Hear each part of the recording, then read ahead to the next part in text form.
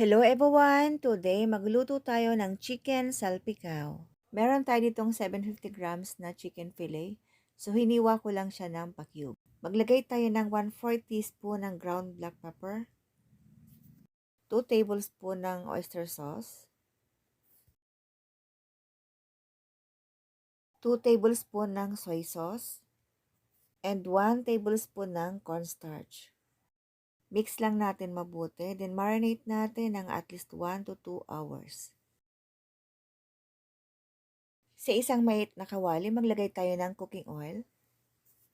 Then, sunod natin ang 1 head ng garlic. Lulutuin natin to hanggang sa maging golden brown. Once na mag-golden brown ang ating bawang, separate natin ang kalahati for toppings. Then, sunod natin ang isang sibuyas. Haluin natin hanggang mag-caramelize naman yung ating sibuyas. Then, lagayan natin yung ating marinated chicken. Haluin lang nating mabuti. Hindi tayo maglalagay dito ng water dahil lulutuin natin ito sa oil and butter. Maglagay tayo ng 2 tablespoon ng liquid seasoning, 2 tablespoon oyster sauce, then halo ulit ng mabuti. Napakabilis lang itong lutuin. Kahit nagsisimula ka pa lang sa pagluluto, kayang-kaya mo itong gawin. Napakasimple lang.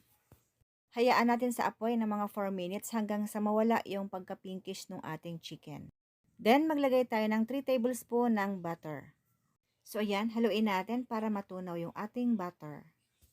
Hindi na natin kailangan maglagay ng asin dahil maalat na yung ating mga ingredients. Hintayin lang nating matunaw ang butter, then stay natin ng mga 1 minute, then pwede nang ihain.